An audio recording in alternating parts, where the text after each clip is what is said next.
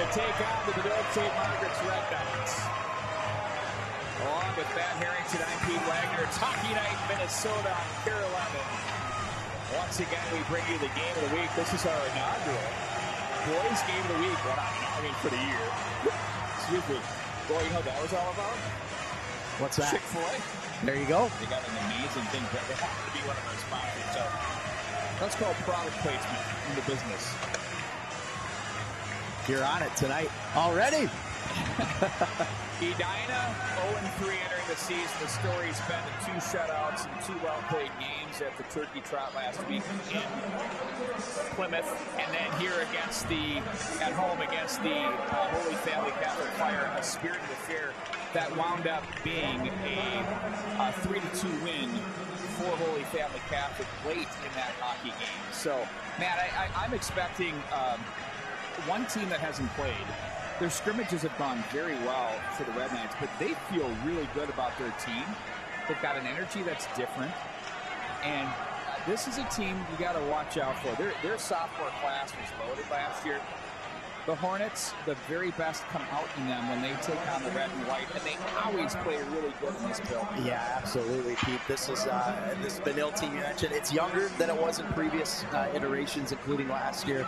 They lost quite a bit of their top scorers from last year. One of them returning, though, Drew Stewart, the junior, and you mentioned that sophomore class last year that was so good.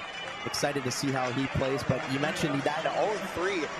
Can't remember the last time that happened anytime recently, so this is going to be interesting to see how they adapt here to this Benilde team playing their first game of the year. Hornets have certainly struggled to score goals early on. Yeah, that's one of the things, when you're on a team and people talk about goal scoring, I've said, when you start a season 0-3, would you rather be on the Notre Dame Fighting Irish or the Edina hockey team? And I think just the external love of the team with the pressure and just what people say they think, it does matter. What happened there? I believe did Nevers go down? Somebody went down. I was looking down here at our computer. Kurt Giles is loving it. Take a look. Still laughing.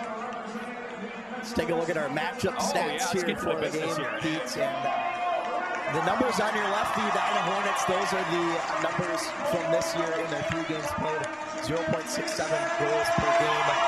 Certainly would like to get that up a bit. Power play struggled mightily as well, 0-3 to start the year. Meanwhile, these are the numbers for Benilde-St. Margaret's last year. They averaged 5.25 goals per game. Goal scoring was not an issue. Power play 20%, penalty kill 87 as well. So excited to see how they adapt to tonight in game number 1, because their first game, of course, postponed because of the snow on Tuesday night. I mean, you can only scrimmage so many times. You can only, do battle drills and, try to do that the way, you can only do so much of that, right? Absolutely. This place is absolutely rocking, Pete. I've not seen many open spots here at the rec center. It's funny, the JV game was a little bit sleepy, and before you know it, it's ready to roll. I mean, this is going to be a great night, and hopefully our production can bring forward the energy that's in this building. We'll pause now for your national anthem. Is best of your head coach's 30th season at Ken Hawley. Ladies and gentlemen, we will now ask that you please stand as you are able to remove your caps for the playing of our national anthem.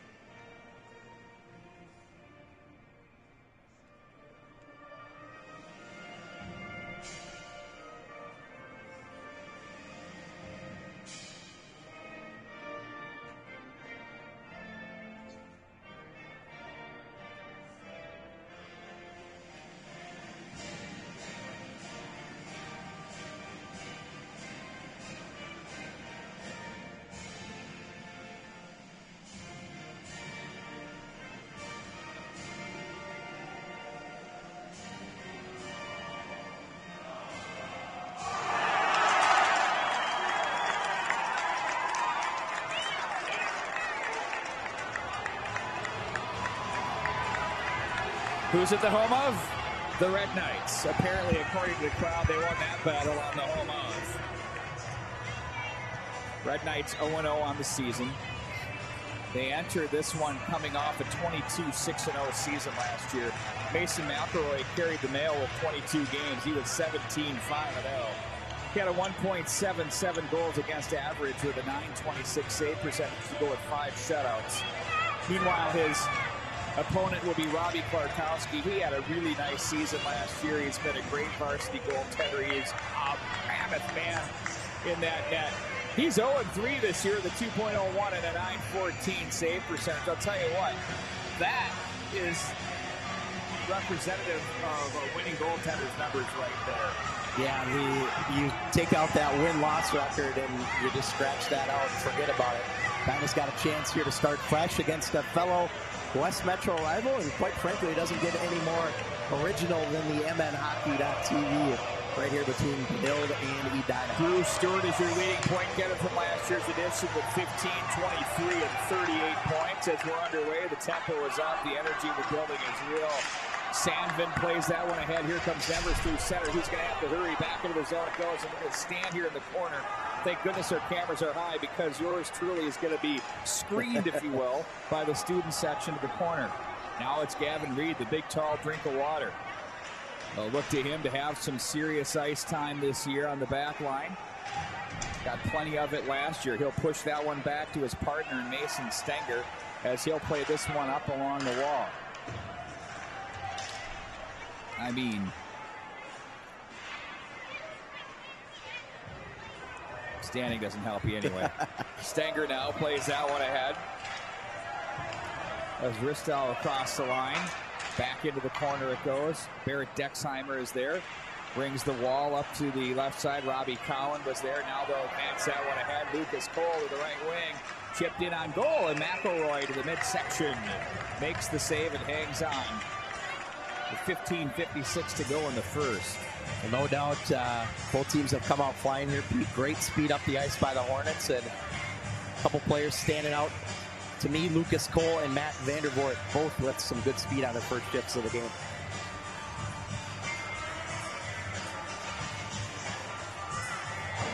Peter Geertsen in on the draw. I know. Down in front it goes. As they will scramble.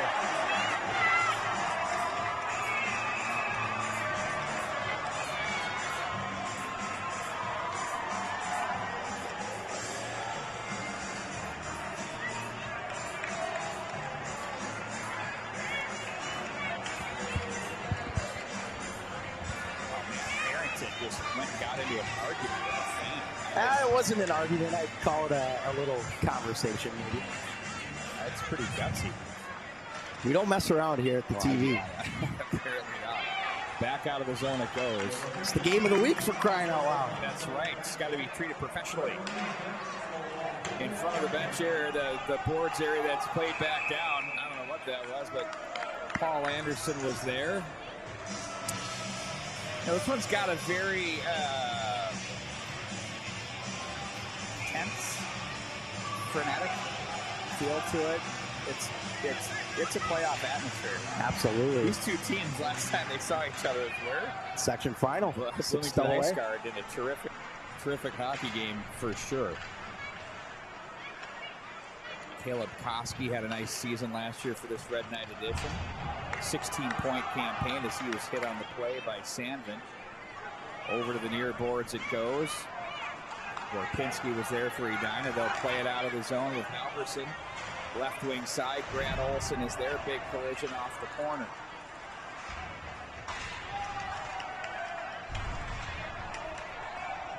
Now it's Anderson.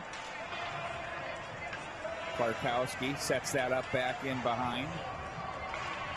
Fanned on, taken away there. Back in across the line, chipped ahead. Nevers was there, he'll outlet. Pass flooded over for Flaherty, talented left winger for the Hornets through the slot area. That's going to be gathered in by Ulrich. Now the Hornets will regroup. That's off the toe of the stick. Now back into the corner it goes. Cole Baumgartner with the forecheck. He'll play this one up. Nope, look for Phillips. Instead, Flaherty in position takes that away. Flaherty from the left wing as he's hammered on the play. Around the rail it goes. Ulrich was there. It's sent right back in by the Hornets. Sandvin. They'll get a wholesale change as back in behind go the Red Knights as they break that out.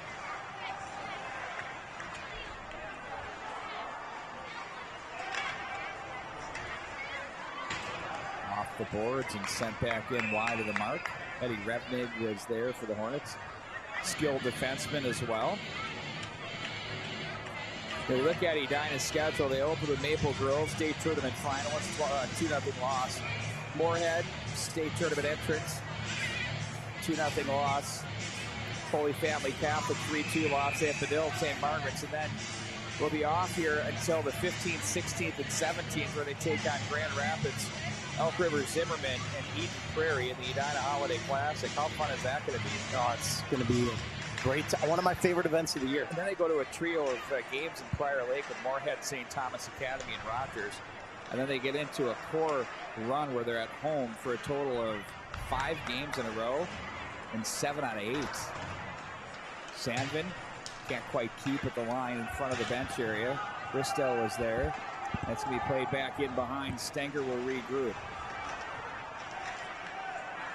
Now Stewart, his pass hit a Hornets skater in Cowan. Stewart comes back away with it. That's off the stick, and it's played back off the boards and in deep.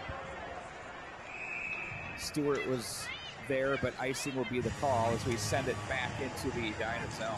I think both teams have started to settle in a little bit to this game, Pete. We saw the bodies flying in the first minute or two of this game. First shifts just getting the nerves out a little bit. And I think now we're going to start to be seeing the game flow a little bit better than we did the first handful of minutes here. Now it's Geertsen, the former Edina product.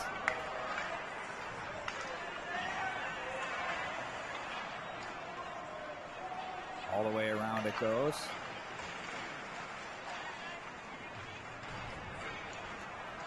Good to see that Todd Geisler is on board.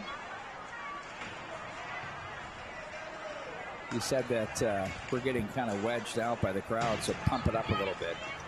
So we'll see how that works. He's the producer, right? Of course. Oh, nice little play through center. Back the other way they go with it. That's Phillips.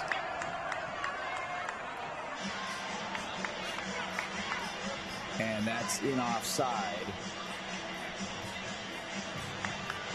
Now this Red Knight team, Matt, totally different feel from the recent years. It almost feels like it's youthful enthusiasm that wants to do it through their feet.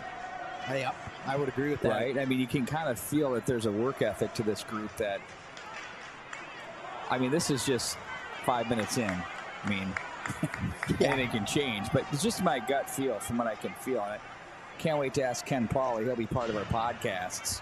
Like what he has to say and think about that. Well, and we talked to him, of course, before the season started on the Overtime podcast about what he thought of his group. And like you mentioned, a lot of youthfulness, certainly. It's going to be a different feeling team than in years past. Oh, cut off. They jump the route there. Vandervoort over to Flaherty into the midsection. McElroy makes the save as he reads that one into the midsection beautifully.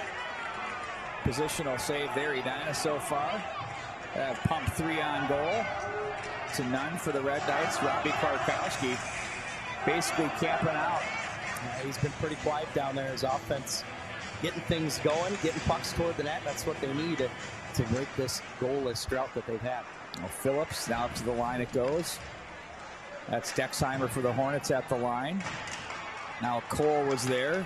Red Knights outlet to the right wing side. Westberg. He's spun off the puck. Phillips plays that down with the stick. Guides that one across to the left side. Picked up by Palmer. Palmer plays that one down. It's going to be picked up now by Dexheimer again as he has some trouble back in behind. Look how it turned over. There's a shot that came in. That was a quick release. That took Larkowski a little bit by surprise. Yeah, that's what I was going to point out. I think you saw the little jump there from him. And good rebound control, not allowing that to get very far. Jumps on it right away, no problem for the offensive zone face-off here for the Red Knights. You know, looking at this Red Knight coaching staff, of course, he's got a star-studded group of guys that he works with, does Ken Pauley. But good to see that volunteer assistant coach on the roster now, Grant Bessie. Oh, it's a good name to add to the program. program. A decade removed from that 5-goal affair. Yes, yep. Over a decade, just slightly. Doesn't feel like it. Big check off the end boards. That was Grant Olson for the Hornets. Halverson is there. Now the Red Knights play to center. Gathered back in. Sandvin's going to send that on goal off the glass and the blocker of McElroy. Puck at center ice. Revnig is there to play ahead to Flaherty. Flaherty will gather and look at this one. Ulrich gets there. Now it's going to be Flaherty. There's a delayed penalty coming up for a slash on the Red Knights. Score! Forget about the delayed penalty. As I believe that was Mason Peters who punched that one home for the Hornets. And it's 1-0. Well, beat that play. Started the broken stick that happened right at the blue line of the Red Knight zone, and I believe that it was Ulrich that was going to get the penalty for a slash, and that kind of took him out of the play and allowed it to develop further for the Hornets, and they strike first. They absolutely needed that goal given how poorly they've had problems scoring goals this year. Well, it's awfully early to say it's trouble. You know, you don't really know what a team is, and you know they're basically, in a nutshell, the green, white, and gold. I mean, let's be honest. The Kelly green. It's the best colors in sport. You know, And you know why the Wild are wearing anything other than what they are right now goes absolutely full-fledged beyond me. Wouldn't you agree with that? I would agree. Can we just change it now and get it over with? I'm with you on that one. Back up ice they go with Vandersvoort. Off wing, looks to the slot area. Delayed penalty coming up. Stanger is going to go. Interference call. And then again, his man is on the wrong side of the puck in the attacking forward as Lucas Cole drove hard to the net in the goal mouth area. That's one thing that I think a lot of these high school teams start to learn, that if you want to score goals, it's one thing to be Kaprizov and McDavid. It's a whole other thing to score goals the way almost everybody else does, which is doing that. Going to the net or drawing penalties to lead to the next step, which is putting the biscuit in the basket. Yeah, they were looking cross crease there, and that's not a bad penalty to take it all from Stinger. It, of course, wouldn't have mattered given that it jumped off the stick or didn't connect, but nonetheless, we're going to get our first look at the Hornet power play here this year, which is at 7.7% entering tonight, Mr. Wagner. Cole gets tossed. Thank you for that. Robbie Cowan, doing your homework, Matt Harrington. That's what you're here for. Produce a good product and do your homework. Thank you, sir. You know, it's funny. It's like, do we call each other on the outfits? The only thing I no. We've got the same vests, the same hats. It's like, across the line, Nevers. Oh, he draws a penalty. I give it up. I give it up. Give it to him. There it is. Oh, what a great play. He gave that guy no choice in the corner there. Reed handed him the puck. Now they get a 5-on-3 for a minute 36 as off to the bin goes Mason Miner.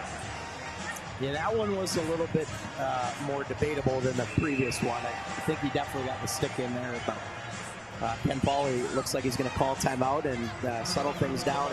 I love that. You know, you see a lot of these guys that sit on their timeouts until, you know, a minute left of the game for a face-off or something. But you know what? You need to get to that place, and right now you're in a tough spot, so they're going to talk about something maybe they haven't done much. But I'm sure along with this, he is down low, so we can't see him. But I think he's kind of getting after his team, I would imagine, saying, okay, you know, this is a real hockey team you're playing here, and they want to beat you. Yeah, and you start to wonder maybe if, you know, did Benilde take them too lightly looking at that 0-3 record, because certainly this team is better than the record indicates. They've had a tough schedule. I also think this is an interesting thing. Sometimes, you know, you have a lot of time, so we see them at the top of the game, assessing the talent and whatnot. It's one thing to be watching and having fun with the guys to watch a game. It's a whole other thing to be 3 games in like Edina is, who have been going at a high rate of pace and who have been challenged. And, you know, this first period is going to be very important for the Red Knights to get through, my opinion. I'm with you on that one. But Ken Pauley, he knows what he's doing with the timeout. He's been around almost longer than anybody, so I'm sure his words will help the Red Knights here.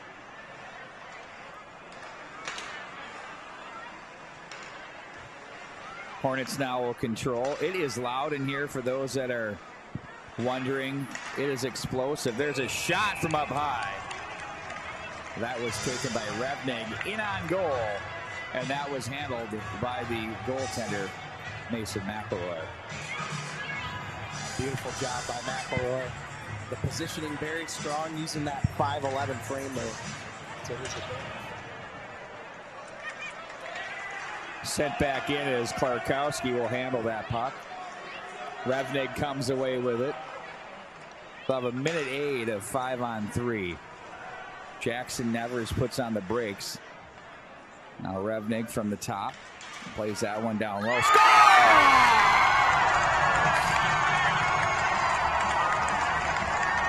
Robbie Cowan makes it 2-0. The front end of a 5-on-3. That's one now. McElroy with left on the back to sneak through the blocker side there. I think it may be under the armpit, it looked like, but nonetheless, you take 2 penalties hooking in a row, and the Hornets are going to make the bid.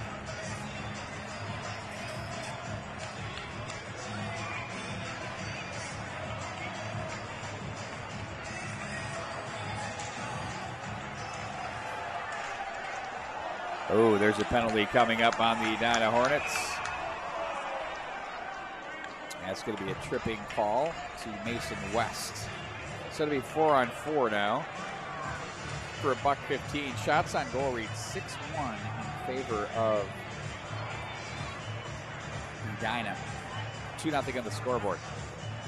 Big chance here for the Red Knights. Now we'll get to see their BP unit for the first time. Special teams, I've heard, have played a big role in some of the games across the state of Minnesota today. So it'll be interesting to see how the Red Knights look here on their first one of the season. Steered out of there by Klarkowski. Back in behind the net, controlled Sandman to the right wing side, 4-on-4. That pass too far for Halverson. Reed comes away with it. Halverson keeps the feet moving and gains possession, bumps the boards neatly there for Vandervoort. Vandervoort's going to leave off. Sandman's going to muscle that one down to the corner. Another number 14, and Reed takes it over. Skilled defenseman plays that ahead for Stenger. Touch pass. Here comes Risto across the line. He's got Stewart weak side. That's off the window. Now Stewart with it from the corner. Picked up back in his own zone by Halverson. He gets away from one man, submarines the Risto check. 2-on-3, in on goal as McElroy will reach over with the catch glove and hang on, face off to his left. Yeah, and one thing I forgot to mention, Pete's still 4-on-4 here for a little bit because of the penalty that was still to Benilde. So another 30 seconds of 4-on-4, and then we go to the power play for the Red Knights. After that, they'll have about 45 to work with. On the MNHockey.tv network, our own Patrick Lilia reports that Stillwater leads 1-0 over Maple Grove after one. Could be maybe a little bit of an upset brewing there. Maple Grove, of course, in our Kare 11 top 11 to start the year. Well, you know, I've been a fan of Stilly and what Greg Zannon's done with that team. Oh, Reed, look out. Ooh, that one nearly trickled in. Nice job by Klarkowski to hold the post with the goal skate there. Sandlin comes away with it now. Edina will look back up ice. They're shorthanded. And I don't think the Red Knights really recognize that they were. Phillips with a shifty move through the neutral zone as he's going to shovel this one into the corner. Stewart throws the leather there as he came together with Robbie Hoke. Now it's Phillips.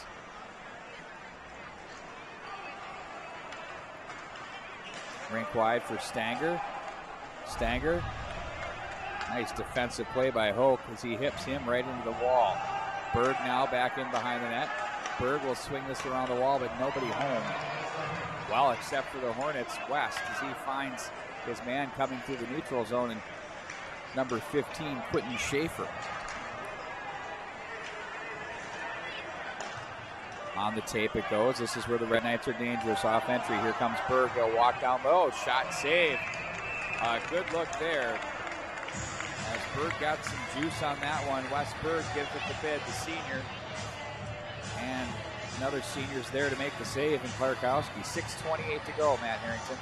That was a beautiful play there by Risto to fool the Edina defense. They've been hard to fool here in the early going, and Risto with the backhand pass that fools him a little bit, but good save by the, who I like to call the Jolly Green Giant, Klarkowski in net for the Hornets. That's the new one. Hockey Night Minnesota presented, by the way, by Affinity Plus Federal Credit Union. Great products, people, and competitive rates. Now that's a banking hat trick. Learn more at affinityplus.org. Koski out west to the left wing side. Now it's Revnig with it. He'll guide that ahead for Flaherty. Ooh, my word.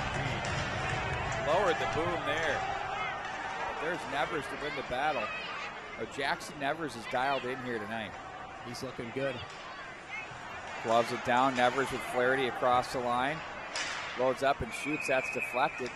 Good defensive play there by Mason Miner. Just a freshman at 6 feet, 175.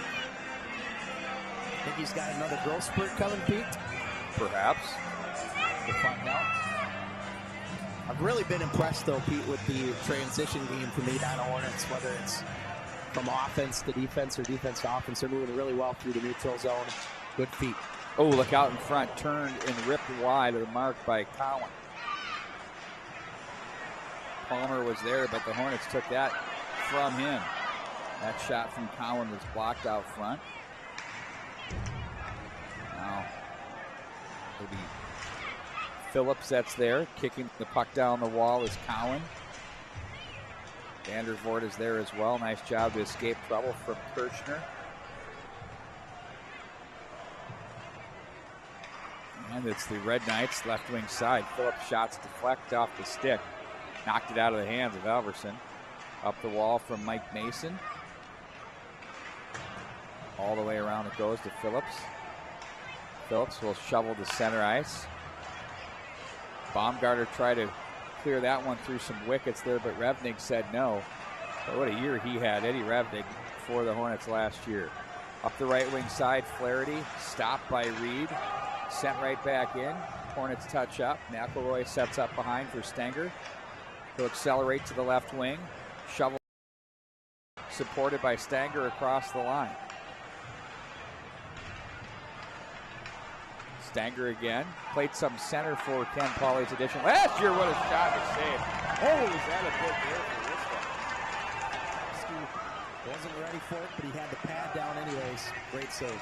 Berg looks for Stewart. High off the glass it goes. Phillips will regroup into his own zone as he plays up to Stewart. He's chopped down by Nevers. West will keep that one in and play behind the net. 6'5", Phillips plays that one up the wall.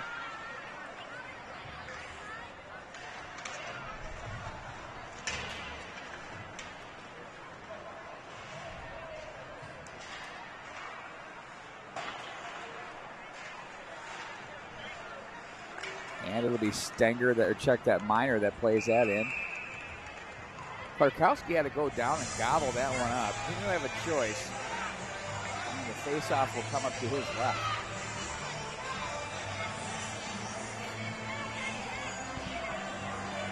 You know, you hear this song, I don't know if you can tell over the public address, but what's the first thing you think of?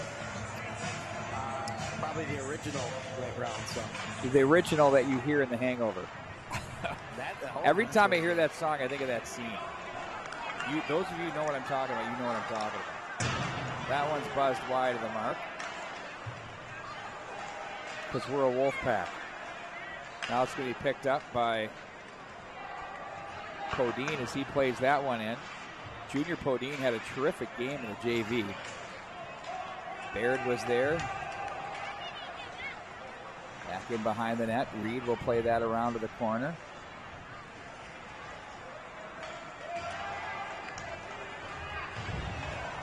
Sandman with a check. Phillips will have to retreat back into his own zone. Koski brought down. Revnik said no, but yes. Now it's Koski to load and shoot. Phillips there. Hornets don't have possession yet. They still don't. Now it's Koski back in behind the net. Oh, that one gets through, and that's going to be possessed, I believe. Now we get to see the Red Knight power play, and that's always been a calling card of theirs, man. They've been really good. I don't know if there was possession by the Hornets. I think you could see Benilde talking with the referees, wanted to keep that play going, get the 6 out of 5 there, but power play to work with. Pretty clear and obvious trip, and we'll get the second go around. Explore ideas, seek out unique perspectives, and embrace new challenges, unleash possibilities. Learn more at stcloudstate.edu. Of course, proud sponsors of all of our coverage here on the Kare 11 Games of the Week and Inside the Bubble. Inside the Bubble is produced in the Meta Sports League studios. Great group, great company. Check out metabuttes.io. 8-4, the shots on goal. Hornets alleviate the pressure. It's going to be Stewart to wind up out of his own zone from the right side. He'll swing it rink wide. Koski back over for Stewart across the line. I'll check that. That was Wes Berg, rather. And Berg now will work into his own zone and retreat. Now it's Stenger with it. Bothered by Nevers. Across the line goes Stenger. Laid back up into the neutral zone as Risto will regroup. Right about at the Red Knight logo. Stewart touch pass to Risto. Hornets moving in the neutral zone. taking away passing lanes, making entry difficult.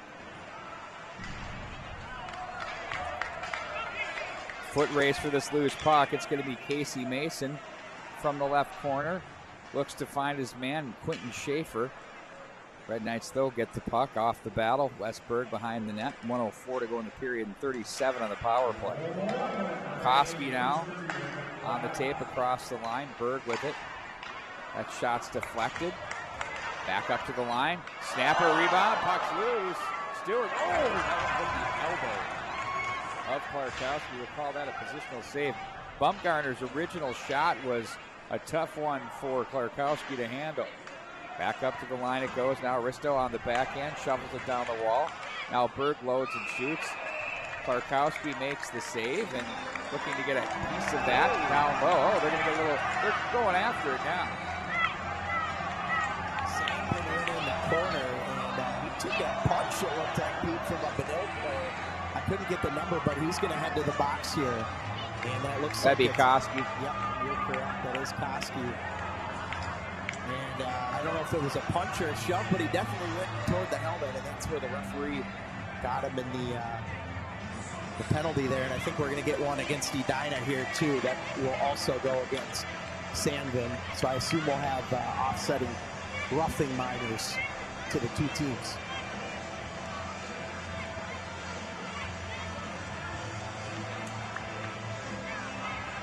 Red-black hockey, spring and fall leagues for high school boys and girls, fall leagues for Bantam and Cooley since 2014. Red-black has provided serious hockey players an opportunity to improve their game. That's Red-black hockey. Check them out at redblackhockey.com. Of course, Joe Pankratz, good friend here of the TV, the MNHockey.TV, is the head coach of your Prior Lake Lakers. How could we forget about that effort from Alex Bump last year in the state tournament? Man, that was legendary. That was an all-time game right there. I had a front row seat to it. It was awesome to be down in class. Oh, yeah, you were snapping the photos. Sure was. That's an absolute war for you guys down there, just trying to get your spots, your shooting space. It's like, whoa. I'm glad I can stay up in the booth where it's placid. That'll do it for the period. Edina leads by a score of 2-0 over the Red Knights. I think Kurt Giles will be pleased with that period. I would think for Ken Pauley, you know, they had energy coming in, but, you know, practice legs are a lot different than game legs, and I'm certain that is something he could say, well, we got that out of the way, now we can get to work. But Edina, a little bit of a bigger, heavier team, at least maybe it's because they're wearing green, but it appears so.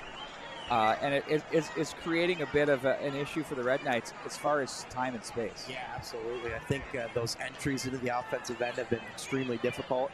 You mentioned it when Benilde was trying to enter the offensive zone. That's what they've been doing, and you know, the defense for Edina has looked really strong. They're getting in front of shots, blocking those and preventing those entries. That's made it hard.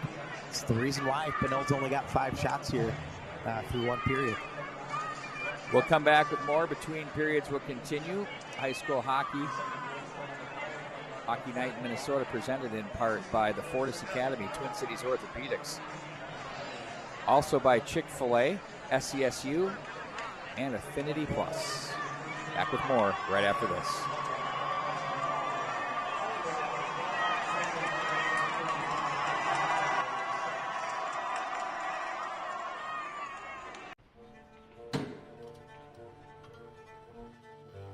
They say good things come to those who wait.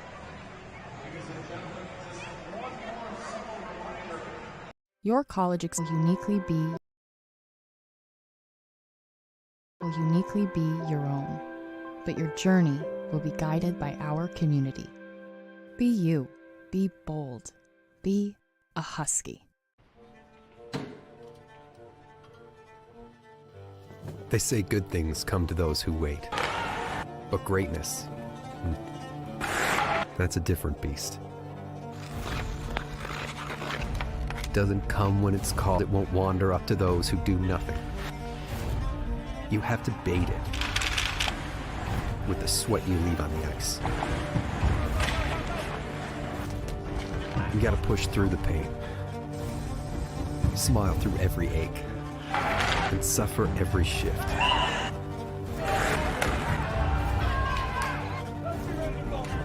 You gotta chase it. All in the name of of the game you love.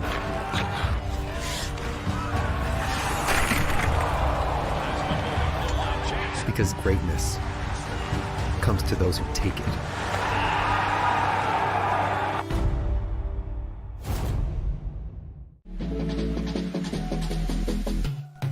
Sniper's Edge Hockey is your one-stop shop for your at-home hockey training needs on and off the ice.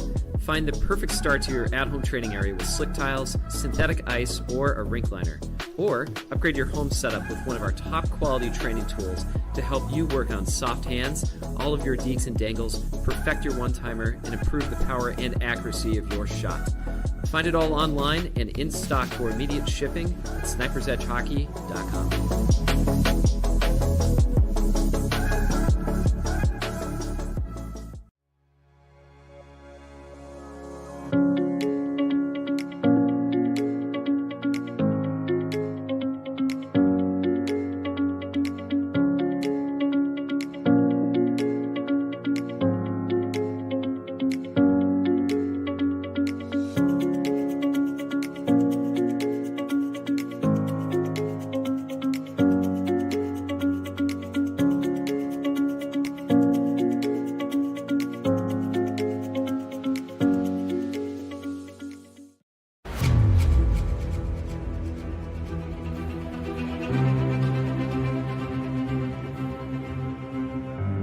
What if there was a place where everything was hockey?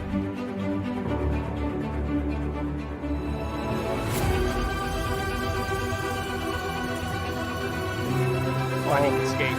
Here comes Steves in on goal, all alone. In Minnesota, there is. Scores!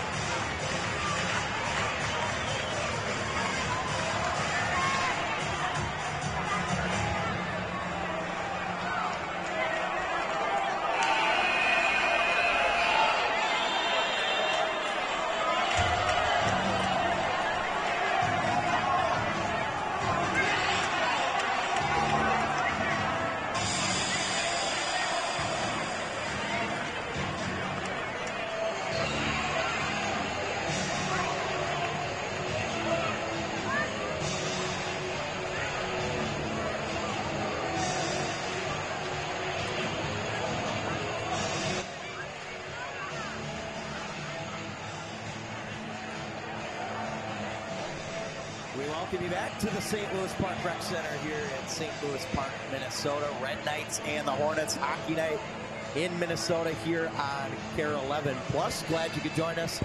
Matt Harrington and Pete Wagner with you.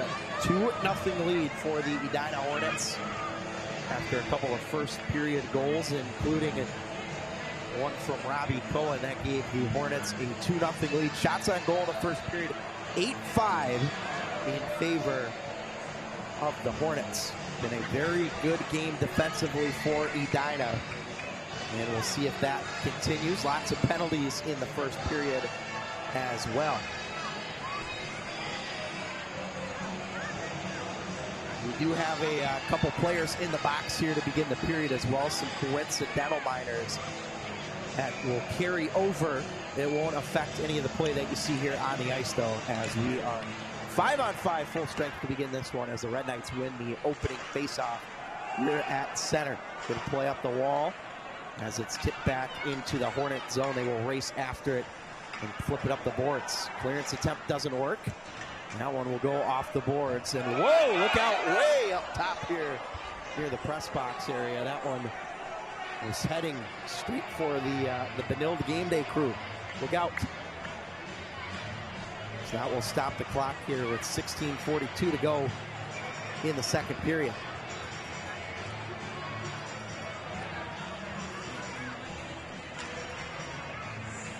Off the face-off, pushed out of the zone, and Reed will go back to retrieve here for the Red Knights as it's taken up the boards. All tied up. Play at the line, and that's going to be offside. A little bit of a jagged entry there from Berg, the senior forward.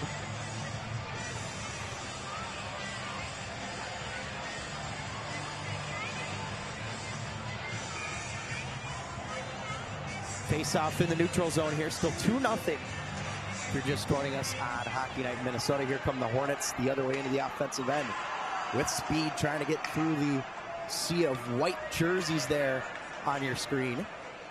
This is Stenger the other way. Into the corner goes, big collision as Stenger goes hard into the boards. Now back below the goal line, the Hornets have it. Lucas Cole, he's looked good here in game number 4 for the Hornets already. This is, of course, the Red Knights' first game of the season after having their opener delayed. Back in the defensive end here, Red Knights with it. This is Palmer going up the boards. Big hit laid there in front of the Hornet bench. Back the other way come the Red Knights. Unable to get it on goal there was Kirschner. Good pressure behind the net. Klarkowski with his big frame looking for that puck to come free. Still fighting for it here along the boards. We'll go over to the far side. Over to the corner now for Cohen. That one will be airmailed all the way down the ice. We'll have an icing here with 15:18 to go in the second period. Still 8-5, so we haven't had any shots in the first minute plus of this period. Offensive zone face-off here for the Red Knights. Off the draw, taken. Quick snapshot, save Klarkowski. Rebound comes up to the top of the circle. Battle for it here along the near side boards.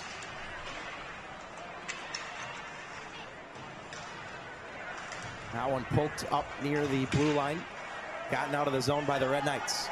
Whoa, big hit. That was a dangerous hit along the wall. And Charlie Sandvin is going to go. He's going to get a charging minor here for the Hornets. That was a big collision along the near side boards, and that was could have called that a charging, a boarding, whatever you want to call it. It is no doubt a penalty, and so the Red Knights get an opportunity here on the power play. Looking for their first goal of this game. Just the one shot here in the period, so we'll get to see this power play unit for the second time tonight. One off the face-off and take it. Here's Reed at the point. They'll slide it over the one-timer, save. Rebound! Great save, Klarkowski. As he slides over to make a terrific stop as it's cleared down by the Hornets defense. Benilde probably with their best power play chance of the game right there so far. Good stick there. Tipped off of the stick of Nevers as the Red Knights regroup. Here's Reed. We'll flip that up. Red Knights into the zone. Quick wrister. Klarkowski the save. Rebound. He's got it as the player takes a beating, and some physical play after the whistle. And some of the Edina defenders did not like that extra touch there on their goaltender, Robbie Klarkowski. And not sure if we'll get any penalties out of this scrum. I don't think so. But certainly the emotions are running high here tonight at the St. Louis Park Rec Center. Edina will switch things up here and get a new penalty kill unit out. 1:27 to go on the penalty kill for the Hornets, who lead 2-0. Off the draw, quick shot is blocked. Getting a piece of it there was the Hornets defense. Down below the goal line now. Red Knights with possession. Here's Reed at the left point. Reed finds a man down the wall. That's Stewart back across. Stick save there, might have been deflected as it goes hard into the corner. Cycled back by Koski. And good physical play back up top for Reed. Reed finding his man down the wall. The Knights playing catch here along the sideboards. Pops out to the slot, and the Hornets scoop it up. Back the other way, here is Mason across the line. Here's the wrister save made there. The rebound, and a good stop by McElroy. One of his better saves in this game. Keeps it.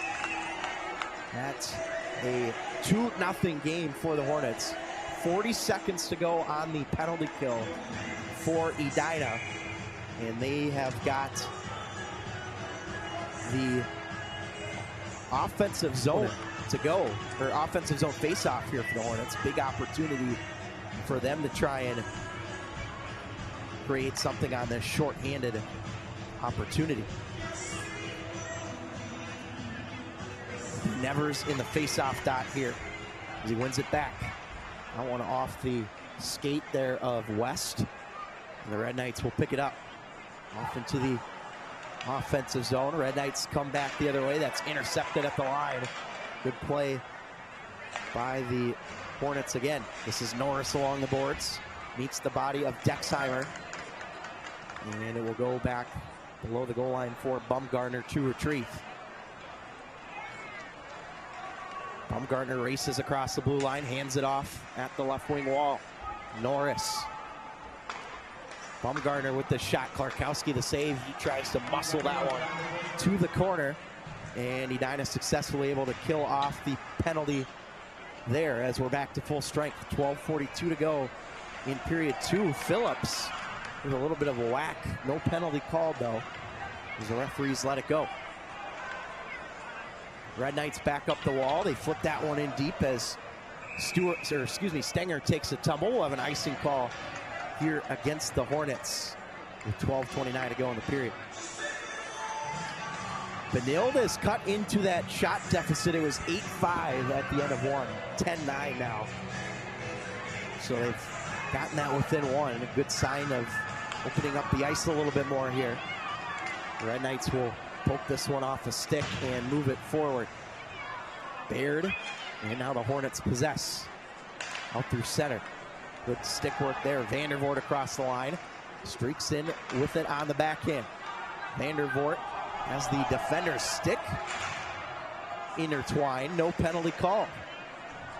Still a battle for it here in the right corner. Moved down low. This is Miner with it.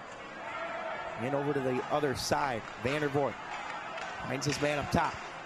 Walking the line, that's Revnig. And turned over as the Red Knights come. 3-on-3 the other way. And shoved into the zone. Nice move there by Reed. Oh, and a big collision. As Geertsen laid the body. Here's a chance in front.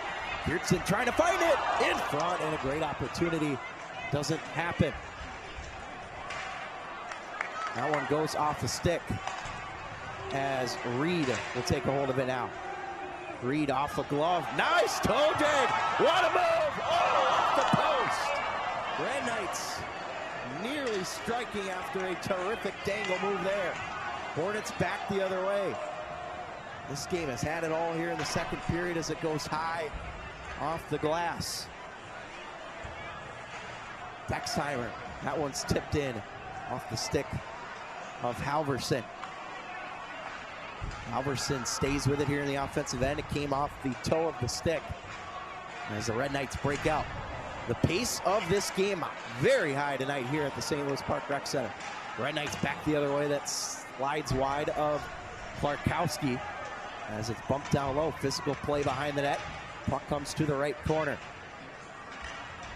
Westberg after it for the Red Knights. Palmer down low. Rister's shot there goes wide of Klarkowski. This is going to be kept in at the wall by Palmer.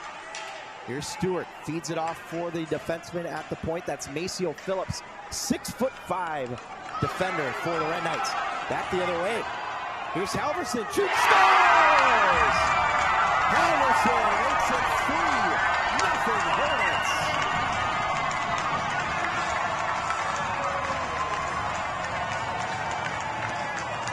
What a move off the wall by John Halverson.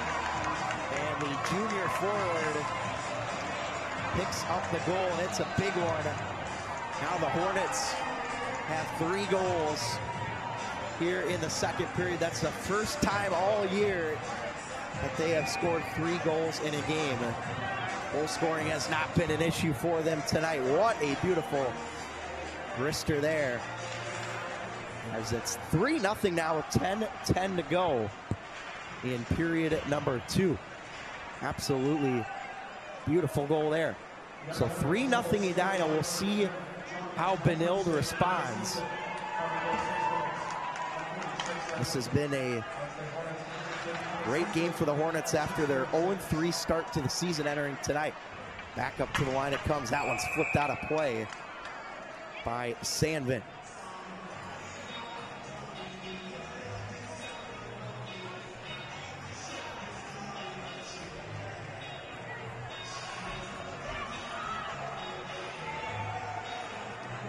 The shots on goal, 3-0 lead for the Edina Hornets. We'll give you a scoring summary at the start of the third period. Been a terrific game so far, but the Hornets have had all the chances right in on goal. Off the draw, good save made. Charlie Sandvin, the defenseman, with the shot there. 3-0 lead for the Hornets. Benilde in their season opener here tonight. They were ranked number 8 in our Kare 11 top 11 to open up the season. Depending on, of course, what happens tonight, certainly could move up or down. Taken a hold of now by Stenger. Races up the wall. Hornets shove it down. We got a cross-check penalty coming here to the Red Knights. That's Kirshner. And pretty clear and obvious call there, and so the Red Knights are going to have to go back on the penalty kill here. So Kirshner will sit for 2 on the cross check.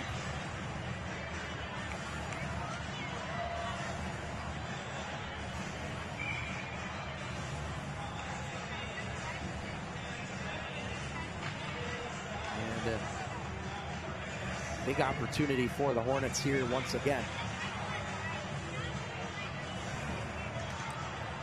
Get a change in the face-off circle. That's Cowan that will take a hold of it. Down it goes into the corner. Red Knights will retrieve. And good airmail down the ice for the clear. Mason Minor on the attempt there. Klarkowski behind the net for Edina playing it. It'll go over to the far side boards. Revnig retrieves. He has been really rock solid tonight for the Hornets. Defensively, here's the giveaway. Stewart! Oh, and he hit the glass on the shot. Great attempt. Red Knights trying to go for the shorty there. That one's dumped off by Phillips and retrieved by Revnig. See why he wears the C. He's been all over the ice tonight for the Hornets. Down low it goes into the corner. Battle for possession here. Hornets with 1:05 to go on the PP. muscled out of there nicely on the backhand there by Geertsen. As we'll get a change here for the Red Knights. 8:13 to go, period number 2, hockey night in Minnesota. Glad you could join us here on Kare 11 Plus and MNHockey.tv. Back the other way. Halverson looking. Oh, what a shot there, as it was blocked, I believe, by the Benilde defense. Not sure whether or not McElroy saw it. We'll go down the ice. Revnig to retrieve for the Hornets. 25 to go on their power play. Great moves across center ice. Vandervoort flies into the zone. Drop pass there, unable to be collected by Dexheimer, who will play it up ahead. Halverson trying to get it back into the offensive zone. It's ousted there, and Sandvin will collect. 2 seconds and 1. Benilde able to kill off the penalty, but the Hornets still back on the attack. Here's Halverson, loads it up, glove save. McElroy rebound is gathered as well. It stops the clock here with 7:17 to go in the period. Thanks to that power play, Edina has started to bump that shot advantage up now, 13-9. Both goaltenders have been very solid despite the 3 goals allowed by McElroy.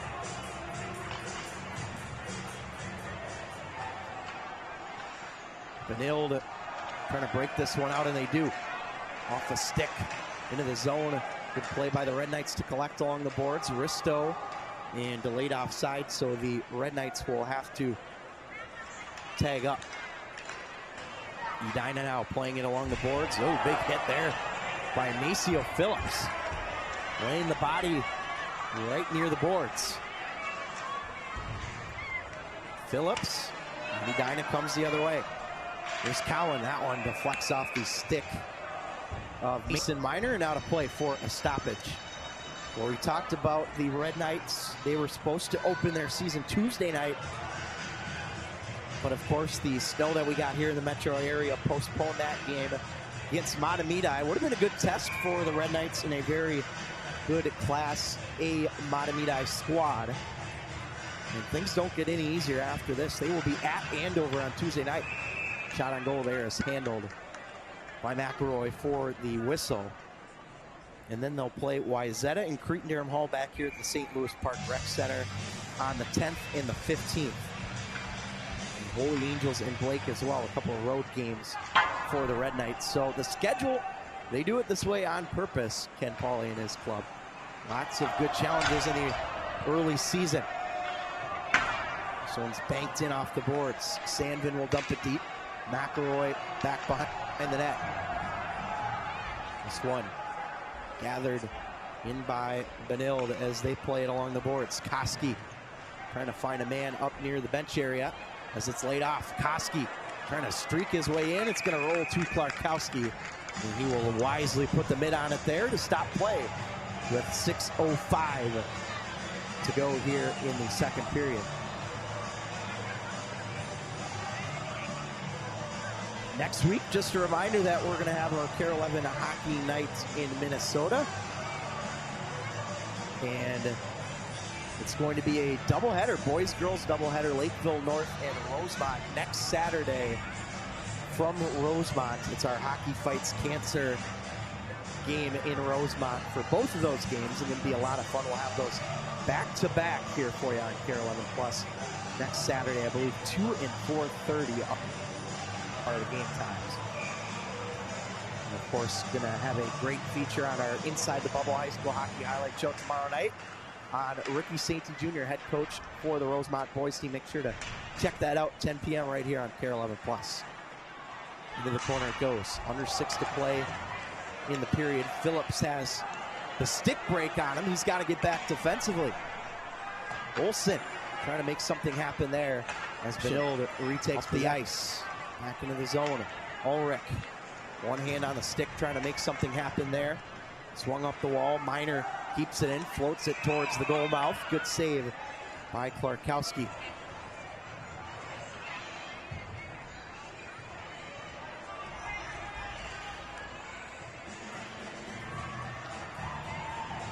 Teams will make a few quick line changes here. 3-0 still in favor of the Hornets. 2 goals in the first, 1 here in the second. And that's where we stand at this point in the game. Edina trying to move forward again into the offensive end. Big collision along the wall. That puck played by Stewart. 2-on-1 if he hurries. Here's Stewart waiting. Sent it wide. Might have been deflected there off a body in front. Banked off the boards. Edina trying to collect as they send it cross ice. Great moves into the zone. Here's Cowan slowing it down. Nice pass. Tic-tac-toe. What a save. McElroy coming up big for his club. Back the other way. Risto sends it cross ice. Stewart trying to play it. He gets that one deep as it's banked off the glass. Look out. Nearly took out Kurt Giles here. And wow, what a chance there it was for the Edina Hornets. Still 4:42 to go here in the second period. Face off in the offensive zone for the Red Knights. They're trying to win it back, but can't be the first one there. Never streaking in, and still be beat to it by Phillips. Not hard to miss Phillips and his 6'5" frame. Nice pass across off the stick of Baird. It's a Kelly Green sandwich there as he takes the contact. Puck battle in front of Klarkowski. Hornets pick up the loose puck. All kinds of physical play here tonight at the rec center. And back across the line, the Hornets come. Flaherty throws it toward the front. Good defensive play by Phillips. Dexheimer able to push that deep. And Phillips again on that loose change. Comes out of the zone. The Hornets will try and regroup. West along the boards. Geertsen comes in. 3:45 to go in the second. Banked off the boards. Phillips. And back defensively. Stenger slides that one over. Here come the Red Knights into the offensive end. Drop back. That one muscled to the corner. Dexheimer the first there. Halverson also in there for the Hornets. That one was muffed on the clearing attempt. Hornets will retrieve. They come the other way. Flaherty trying to leave it for Halverson as he took the contact. Off a Red Knight stick. Halverson flips it deep right in the middle of a Hornet line change. Back to retrieve it is Gavin Reed, the defenseman. Reed sends it over to the other side now. Hornets trying to get back. Falling to the ice there was a Red Knight player. That was Stenger. As McElroy will leave it. We're under 3 minutes to play now in period number 2. 3-0 lead for Edina. Norris pumps it ahead. Good move. Koski tipped in front. Rebound! Scores! It's the Benilde-St. Margaret's Red Knights who finally break through on shot number 13. And they're on the board. It's 3-1.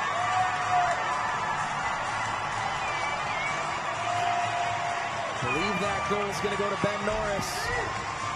It was a tough puck to stop. It was up in the air. Klarkowski couldn't see it. And Norris cashes in, giving the Red Knights some life here in the second.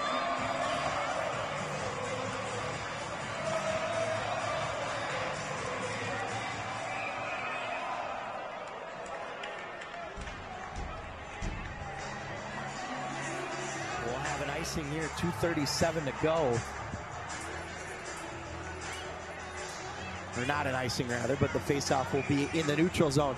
So a massive goal by the Red Knights. We'll see if that can give them any sort of momentum before we go into our second intermission break here. 2:37 to go in this period. Red Knights back in across the line, streaking in, set high as it's gloved down, beautiful clear. Reed with another chance, that's blocked.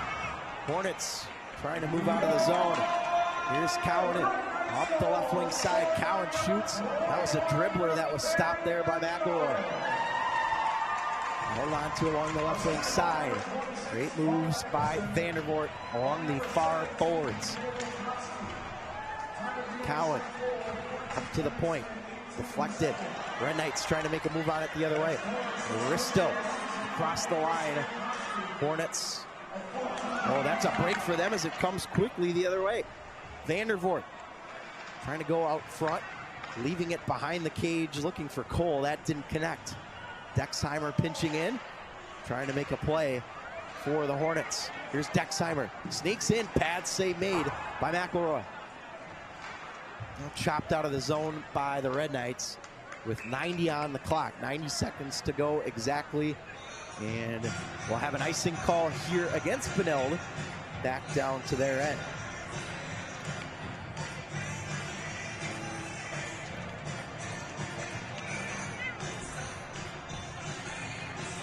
(16-14) the shots in favor of Edina. They lead this game 3-1 here on Hockey Night in Minnesota.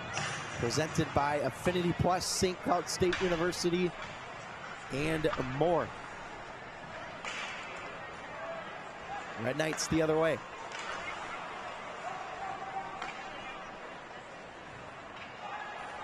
Gathered in behind the net here by Phillips. Taking in the body. Look out, that's a dangerous play in front.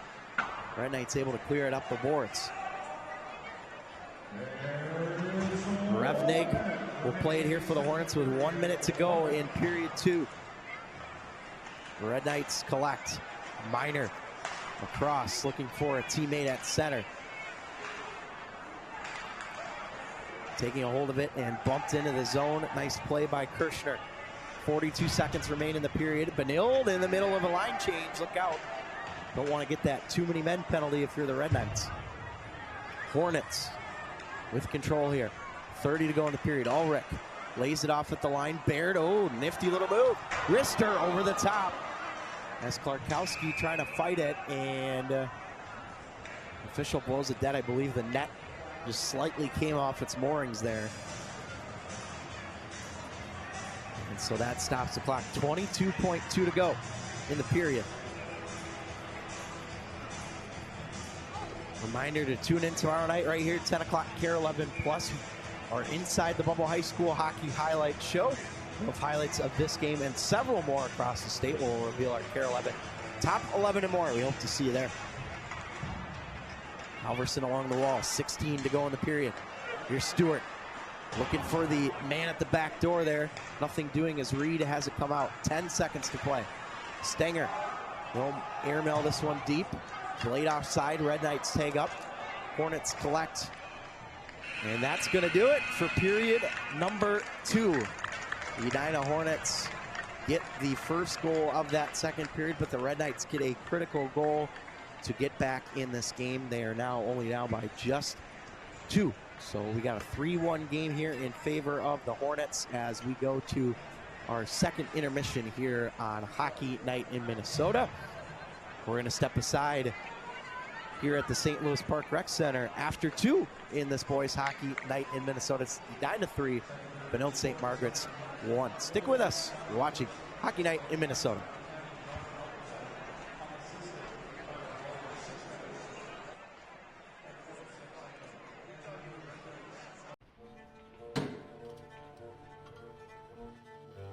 They say good things come to those who wait. But greatness, that's a different beast. It doesn't come when it's called. It won't wander up to those who do nothing. You have to bait it with the sweat you leave on the ice. You gotta push through the pain. Smile through every ache. And suffer every shift.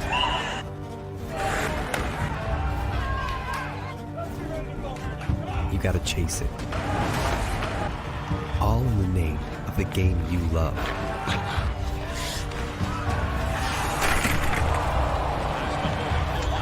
Because greatness comes to those who take it.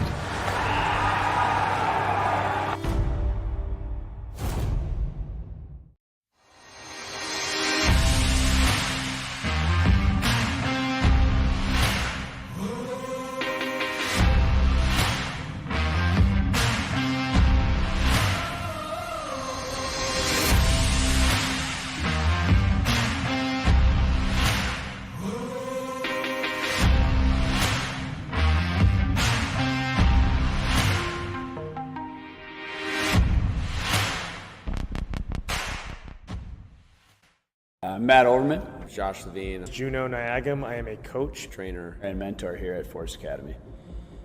The Complete Athlete program works in a bunch of different ways. Number one, of course, players first come to us because they want to become better athletes. But more importantly, we also look at the total athlete. What that means is we look at what they're doing in school academically. We look at leadership training because we want individuals who are interested in being leaders, not only on their teams, but in school and in life. The Complete Athlete program argues that hockey players should get off the ice when they're done with their seasons, and they should take their skates off and they need to rest and recover. Instead of being on the ice, they need to work on athleticism in the gym that is complementary to hockey, that helps them improve in hockey, but also helps them just develop a really wide athletic base so that in the future they're more adaptable when they need to change their game slightly to manipulate the game as it changes. New tactics are going to be introduced, new methodologies are going to be introduced, and those athletes that are adaptable are going to be the ones that succeed. We do a lot of gymnastics-inspired core training, we do TRX training, soccer training, get the soccer balls out, which is really good for hockey players to work on coordination and balance. A variety of different work to help the athletes cross-train, which will help with injury prevention, but then also develop a really wide athletic base, which will help them, as I said, when they get older. So here at Force Academy, we like to train for athleticism. And what we mean by that is we like to train not only just in your aspect of your own sport. We tend to think that an all-around athlete is usually more successful in their particular sport. For example, whether you're a hockey player, we find a lot of benefit in working on skills that you might think could benefit a soccer player, working on foot skills and foot coordination, something that you might not get elsewhere. Developing that all-around athletic ability, we find tends to benefit you much more in that particular sport that you are playing. Training for sport-specific strength is an interesting topic because it really depends on the age of the athlete. So if you're talking about a sport like gymnastics or figure skating, earlier specialization in the sport and then training for it, that makes sense because those sports and those athletes, they tend to be more competitive at younger ages. For other sports like hockey, lacrosse, soccer, really almost every other sport, sport-specific training should start later in life. Now for hockey players, that should usually start anywhere from 13 to 16, depending on the individual, puberty, things like that, when they sort of come of age and when their muscles and skeletal structure start to develop for that type of training. So sport-specific training, once you're at that age, can be pretty important. But generally speaking, if you are just training for athleticism, you just want to be a strong and fit athlete. You don't necessarily want to specialize. We incorporate leadership training, character training into everything we do in our Complete Athlete program. We feel that the gym and sport in general is a vehicle for teaching leadership, for teaching character and pointing out those difficult life lessons. In addition, we utilize Google Classroom, and we use that online platform with our athletes to give them leadership assignments that they need to do on their own. And then we couple that with talks with the athletes, quick 5-minute talks with the athletes after workouts or on the ice. And we just infuse all of that training into our program so that kids are getting it not only at home in conversations then with their parents after they finish their homework, but then also with us as coaches throughout our workouts in the gym and afterwards when we do our talks together as a training family. Some of our most important values, I would say, is number one, be hardworking. Number two, be a good teammate. And number three, just always strive to be better. Just continue to push yourself. Have a positive mindset all the time, and it makes you a pleasant person to be around. And I think it'll help you achieve greater heights.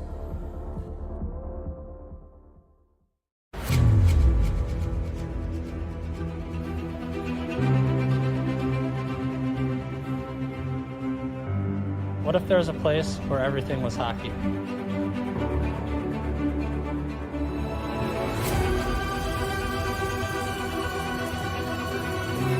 Finding the skate.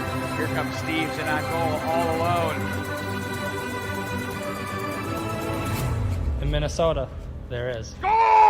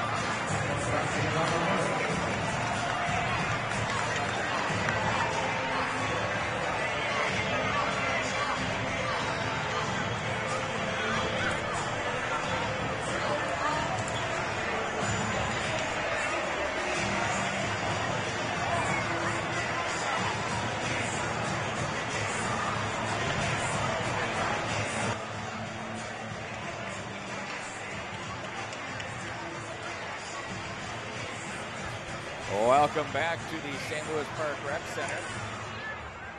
While I was away attending to other MNHockeyTV things, here we are, 3-1. That goal late by the Red Knights really changed the tone of this building, didn't it? It sure did.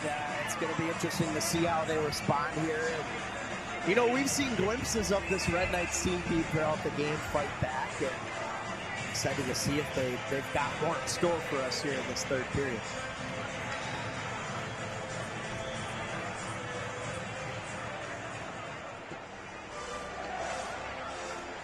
Shots on goal through 2, 17-14 in favor of the Hornets. And they lead in this game, Pete, of course, 3-1.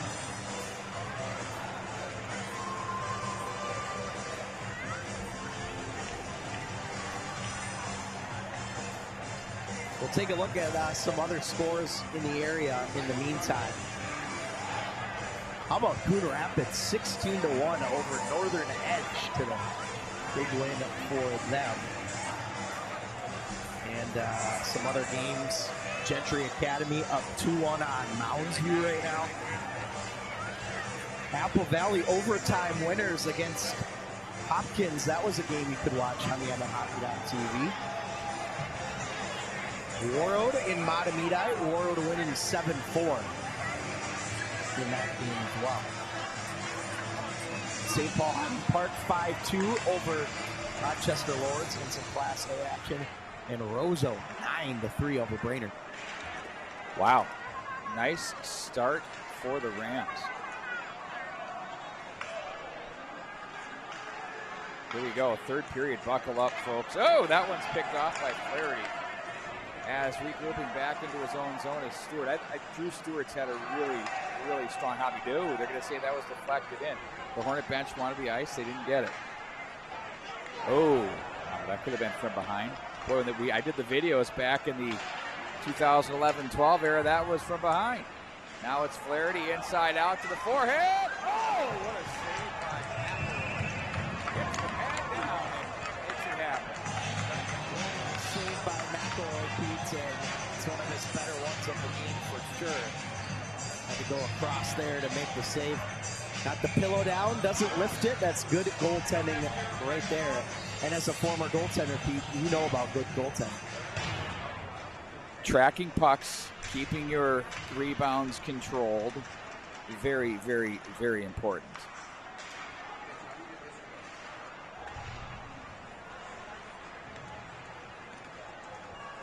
All the way around to the far side it goes. Dexheimer was there to push it into the corner. And now to center. There's a din over the building now. It was kind of fever pitching through the second period. Now it's kind of what's going to happen. What's this? I think people are sitting down right now except for the students. Do I go with the Bob Kurtz cliche? And what would that be? Well, Tom, next goal is the biggest. I would tend to agree with that. I would too. Something kind of leads you to believe there will be a next goal. That I would agree with as well. It's been that kind of game, a lot of offense. Goaltenders have been good, but of course we've already had 4 goals in the first 2 periods.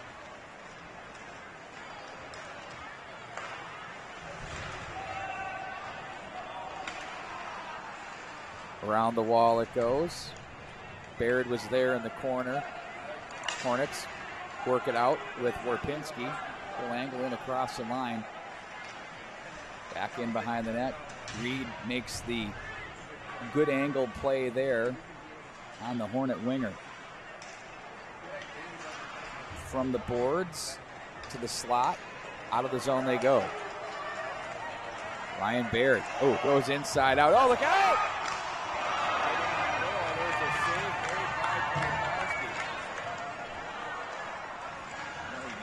We need to get a Jerry Lawler to look out and stick that in there every once in a while. I love that idea. Now here's Halverson, cuts the forehand. Blocker pad save, and he got that in there in a hurry. He did indeed. He had some bodies in front as well. I believe that was Flaherty trying to create the screen, getting the good body positioning for the rebound. And we're starting to see the Hornets offense start to come to life a little bit more, trying to put this game out of reach here early in the third.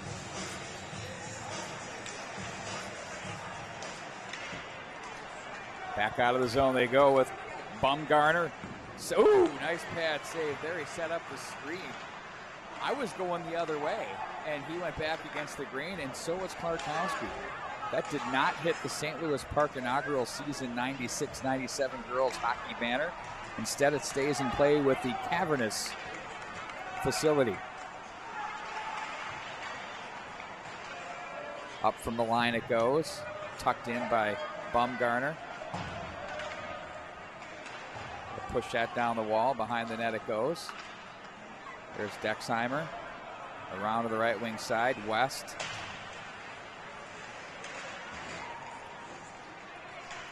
That's Hoke with it. Hoke comes back, over to the left wing side, controlled by Dexheimer. Phillips will take over. He'll turn away from traffic. And now Phillips again back up through center ice. Edges across the line. That's a hard shot go. That's caught and handled by Klarkowski.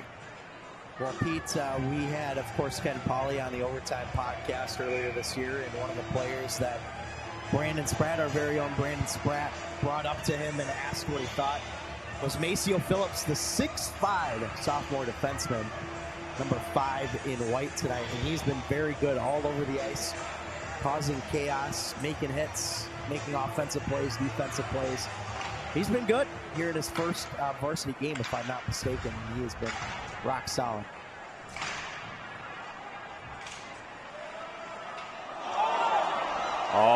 Oh, Michigan. Nope. Klarkowski's a veteran. Not my house. He got there. It's impressive. It looked like the puck rolled a little. I don't know how a guy is standing when he does that.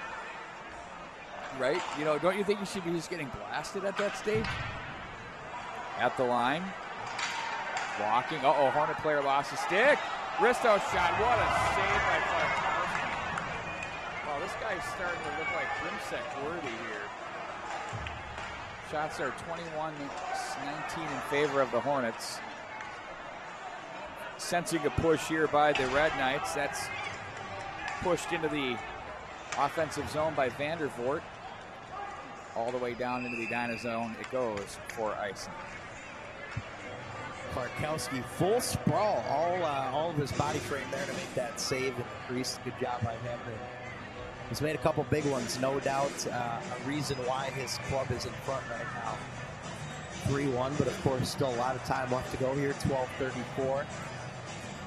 Now he can breathe a little bit. He's not camping out anymore, Pete, is he? No, he's not. Right. Working the s'mores. Played back into the corner. Ben Norris was there. Wraparound attempt. Ooh, that was Koski with a bit. And the Hornets back out of the zone with Grant Olson. Cut off of the neutral zone. Dexheimer plays back into the corner. Now it's Stenger with it. That's off the stick there of Flaherty. They'll load to the right wing side. Oh, they had the blocker. They score!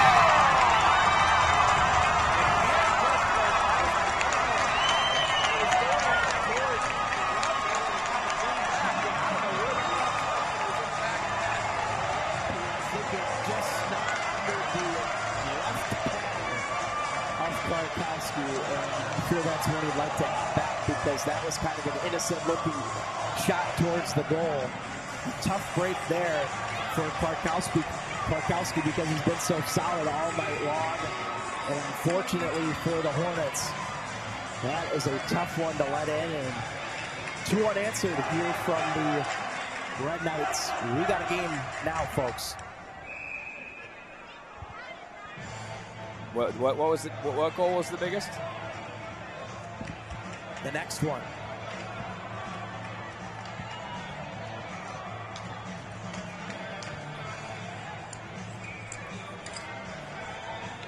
A lot of excitement on the Red Knight bench right now after that goal. Pete, they're up, they're jazzed, they're ready.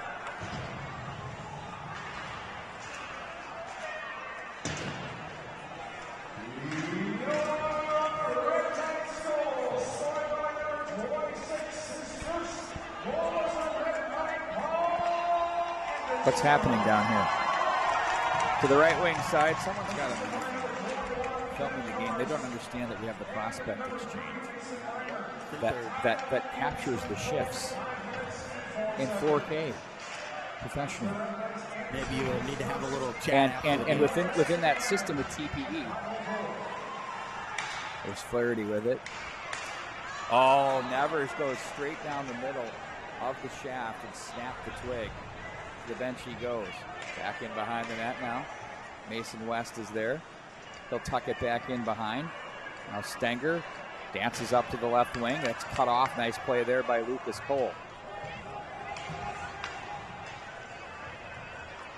Mike Mason.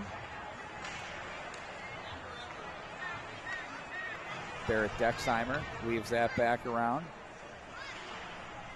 Mason again. And now it's going to be picked up by Cowan. Vandervoort reached back behind. He got stood up on the play.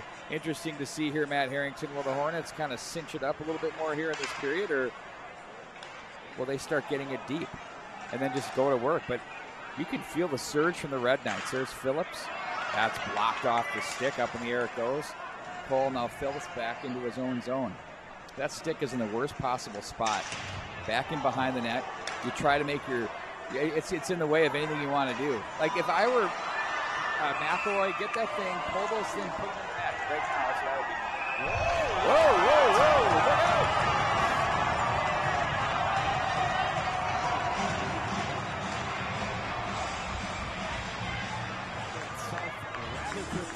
Down in a heap goes Cowan. Bristow exchange glove taps. They're good.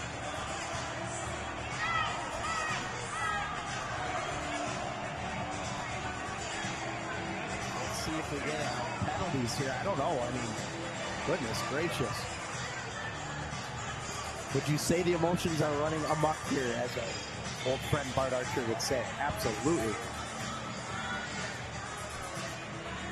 This is what high school hockey is all about, though, Pete. It really is. It really is. All of it. It's lived up to it here tonight.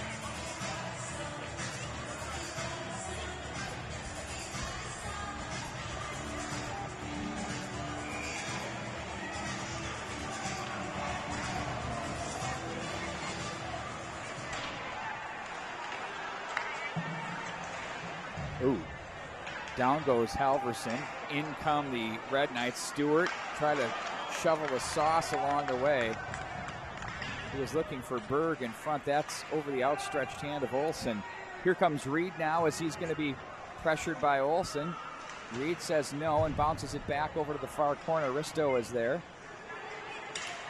Halverson, oh, no call there. Wow, the redwood tree fell here in the rec center. Do you hear it or don't you? There's a shot by Risto. I guess we don't. Oh, look at that. Where did that come from in the slot area? This thing's getting beautiful. Now here we go, folks. We'll try and get the pair up here for you.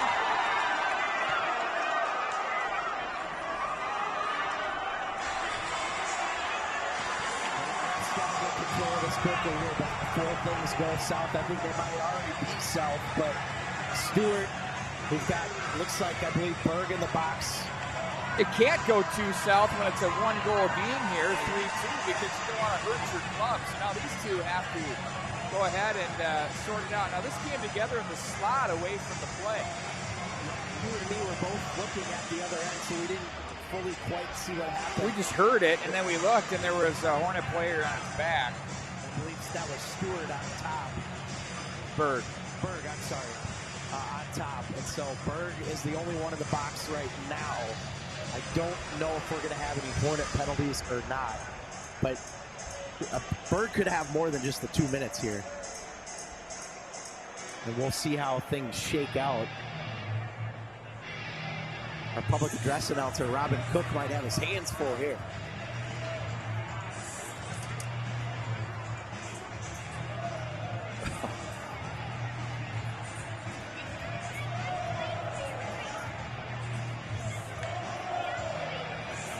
So right now, Pete, Berg still... I don't know. I mean, So the Edina box, right, Matt? The Edina box didn't open. I think they're just going with one minor from the initial infraction. Not to matter if it's 2-5. What do they see there? They're looking for somebody. Yeah. I think they just called for somebody. Like I said, it's one of the defensemen. Right now we got the. I thought they looked at the Edina, or maybe they just told them it's 5-on-4 because the face-off in the Red Knight zone. Bird gets a minor. Yeah, I think that's. Again, our eyes were glued to the other end. Well, when you're at Pagel, or I was, better yet, I went through Craig last night, right over it. It was unbelievable. I'll tell you what, that was something else. Just the chirp fest. I'm going out there next week, so I'm looking forward to it. The chirp fest is so incredible. You're gonna love it. No, trust me, you will not be disappointed. Take an Ethernet cable too, buddy. Good to know. Noted. Duly. Revnig will retreat back into his own zone. Big power play for Hornets. Even bigger kill for the Red Knights. Revnig with it. Turns away from trouble.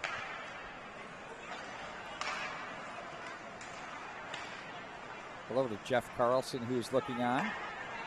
Good to have As him always, on board. love to have him on board. Absolutely.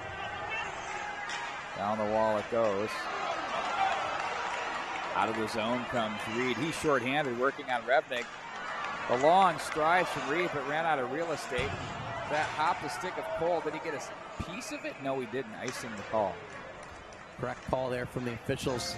It's close, but an icing, and now Hornets go back down to the defensive end here.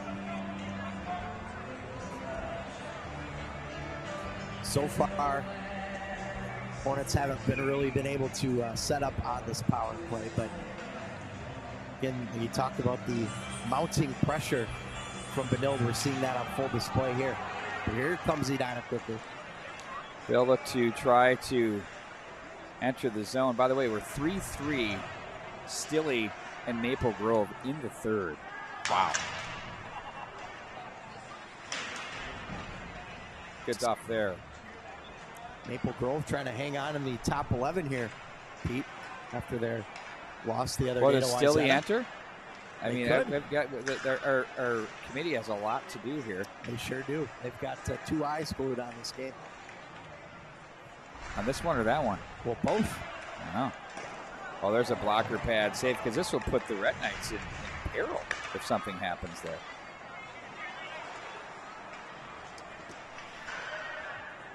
Up off the netting and out of play now. 16 to go on the power play. 7:23 in the period. Things have seemed to settle down a little bit here, Pete, from the last scuffle we had. But of course, we still got a lot of time. 7:26 probably feels like an eternity for these players out there on the ice. So we'll see how things adjust. But both teams got to keep their cool here in the final stages of this game. Well, this is where you really learn how to play pressure hockey. I mean, these moments matter and discipline matters. Looks like the Red Knights are going to kill, but Revnig keeps it in at the line. Now gathered in and played up ice by Nick Palmer. Hornets will play that ahead with Sandvin. He runs into Stewart. There's a touch pass over the right wing. Oh, nifty move by Nevers. He and Phillips come together. Down goes Phillips. Nevers has a strength to his game that is unnoticed. I'll say that. Matt Harrington did a double take on that collision. It was impressive. A couple of Hornet players have been laying the body big time, and of course the Red Knights too. Knocked away, Warpinski, Vandervoort, Warpinski, right wing side, that one fails to click. Warpinski again, 6:15, clock is kind of moving here in the third. Stenger tries to work his way through a pair of Hornets. That one's away from the outstretched hand of Berg, and now it's going to be handled by Reed, that's off the stick of the Hornets' Grant Olson, and sent back in behind, cut off by McElroy. Is there Stenger to take over? He better hurry because Cowan gave some subtle but apparent pressure. Stepping up on that puck is Norris, but the Hornets win the battle with Eddie Revnig in center. You know what? Get it 200 feet deep, make them go 200.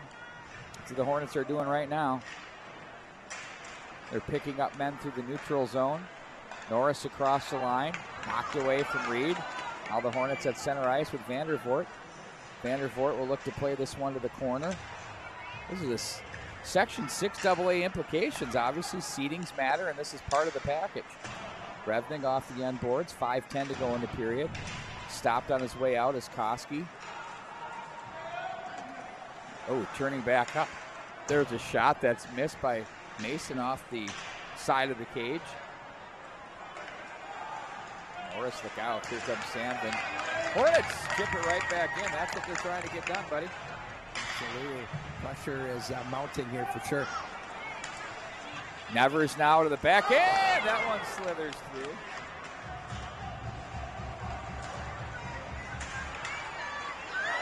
Oh, look out. That was up high. That came up high on the Hornets. Mason West. Look out, here they come. Snapper and a whistle offside of the line. 4:27 to go. I believe that was Maceo Phillips on the hit. A little surprised, nothing called there by the referees. They've called a lot of penalties tonight. Not one of them there, though. 4:27. Be sure to check out online for our Chick-fil-A play of the game. Tonight's coverage presented in part by St. Cloud State University Affinity Plus, as well as Red Black Leagues, led by our guy, Joe Pankratz. That one's off the stick, no ice on the play, where Pinsky will chase it in. Stenger, I think that the Hornets have been masterful in protecting this lead late. They've been keeping the puck hemmed in deep, and they're denying the neutral zone. If you're Kurt Giles, that is exactly what you're looking for. And you know who's played a big part in that, Pete? Eddie Revnig, number 6, yep. Kelly Green. Yep, he's been taking away angles, keeping lines when he gets it, a good decision, with purposeful dump ins. I mean, it's one thing to just drive a puck in and ring the wall. There's a whole other thing to put it where the people are going or where they're expected to go. That's all part of the package. Now, if you're the Red Knights, you got to just keep working through this. The neutral zone hasn't been for sale here in the third period. Stenger. Berg behind the back, looks for Stewart. Now Revnig to the corner, bumps the wall. He'll chip the glass to center. Now it's Phillips with it. His pass on the stick of Stewart as he's run into there. Nice play by Cole to read that. Vandervoort. Whoa, he gets upended there. A little bit out of control there as he was trying to work it toward the slot area and get that scoring chance. Now it's on the stick of Dexheimer. In front of the bench area it goes. Oh, whoa. How's she going there, Robbie Cowan? Oh, another one. He tried to pull the screen there. He's loving the toe pull. 2:45 to go here in the third period. 22-20 shots on goal in favor of Edina. They have the one goal lead at 3-2. Trickles in on Klarkowski, and he's going to cover that up. Red Knights have used their timeout, so the faceoff will come up inside the Hornet zone. Remember, Edina held a 3-0 lead, and we're kind of cruising along here. Yeah, the Red Knights have absolutely worked their way back into this game, and I believe you have some news for us. Final score from the St. Croix Valley Rec Center. Stillwater Ponies 4 and the Maple Grove Crimson 3. I'll have a podcast coming up with Greg Zanin next week, and I'm really looking forward to a high-energy Z-Man. He's going to be ready to go. That's a legit addition there in the Stillwater Ponies, Pete. They are good, coming off that third-place banner finish. A lot of veterans on this team, but they're just deep, and they play a heavy, strong game. Fun to watch. We'll have them on a number of our games. They're on the network, of course. Back in behind. Koski went behind the back. Sandvin played that one through the neutral zone. Back to regroup is Palmer. 1:57 to go here in the third. Oh, that one through the slot area. Geertsen comes away. Up the left wing side, Stenger is jammed by Nevers, playing for Keith. Wow, give the official credit. He nearly got put right into Kurt Giles' lap, but somehow he stayed in play. Oh, man. He nearly got absolutely pinballed in there. Cross the line, here they come to the forehand. Best defense, McElroy to the net. It's 6-on-5. Now Phillips will regroup. The Hornets are looking to close in on their first win of the season in game number 4. This is game 1 for the Red Knights. Shot on goal by Reed. That's gloved down. And Dexheimer's had enough.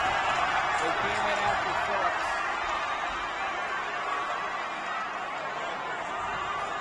This has been the story of the game right here. Benilde has let their frustrations get to them tonight, Pete, and it's cost them a couple times here in terms of penalties. I believe that's Phillips. He has been just a madman out there on skates. Well, see if they take a Hornet, too. I mean, they went right after him. They're going to take 4. Well, with only 1:17 left, that'll be the end of the night for Maceo Phillips, the sophomore. But it's been a game with a lot of penalties and frustration for both teams. And 1:17 to go in it. Shots close to even.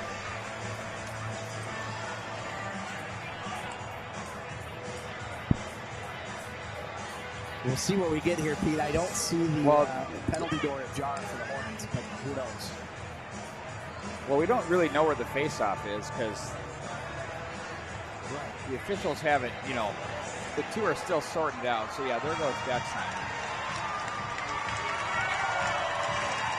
Much to the delight of the Red Knight faithful here. It'll be 5-on-5, so it still remains 6-on-5.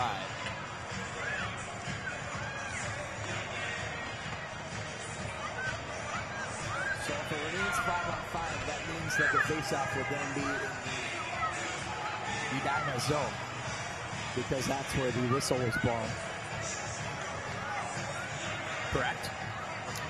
Me if I'm wrong. But if it's 5-on-5, the faceoff should happen. Oh, they got a double minor for Phillips, so we take it down. Yep.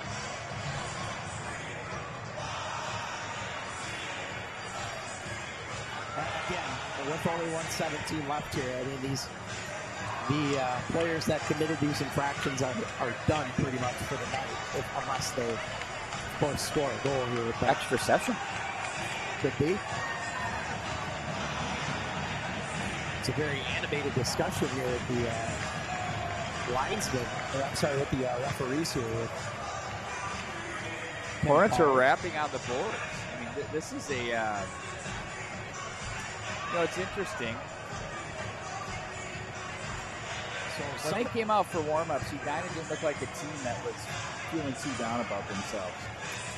Well, they looked ready to go from the start. I would agree with you, Pete. They came out flying. But sorry. No, you're good. I was just going to say they came out flying. They were ready, and you didn't see any of the down in the dumps kind of behavior after being like 0-3 to start the year. And you are correct. There was an extra penalty assessed to Benilde, so we will get. You can say the same about Benilde at the start, too. I thought they had incredible energy in their warm-up into the start of the game, too. So this has not let us down. McElroy is now glued into the madness. They've got a power play. Hornets work that puck around. You know, they had that one deflected by a nice stick there. So now they're just going to need to get McElroy out to get it 5-on-5. There's Reed back in behind the net.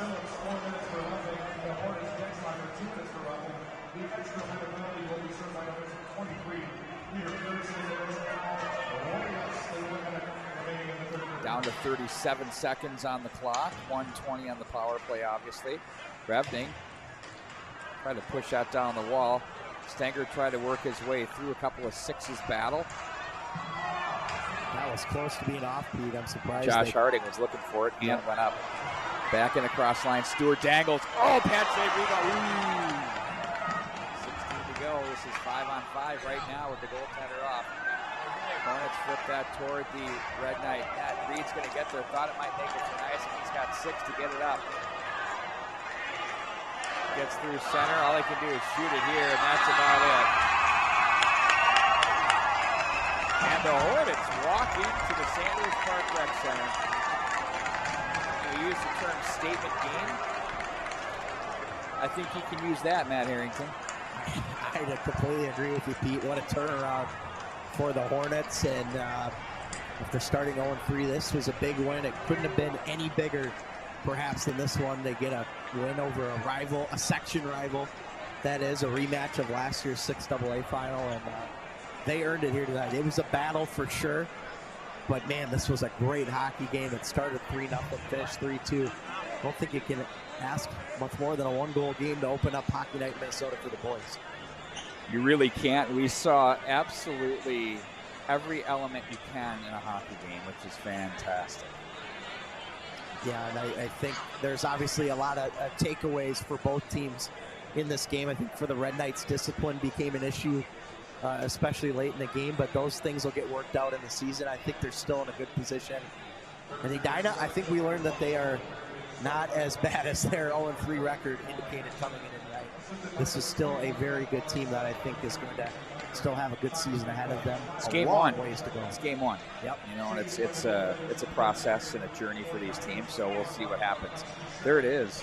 We conclude tonight's game. Be sure to check out the Knollwood Chick-fil-A play of the game from a Red Knight player. Obviously, they sponsor the Red Knight broadcast, so we'll be posting that, sending that through the Benilde-St. Margaret's social media.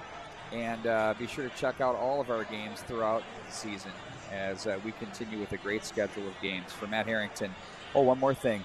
Inside the Bubble tomorrow night, 10 o'clock, Kare 11 Plus. We know you guys stream this stuff on your TVs. Get the Kare 11 Plus streaming app. We don't get paid for that, but just watch our show. We kind of bust it to make it work. It's a good one. So actually, I think it's a really good show, don't you? I was very pleased. I was almost cocky about last week's show. So we got to execute again this week. Should be interesting. For Matt Harrington, I'm Pete Wagner. So long, everybody.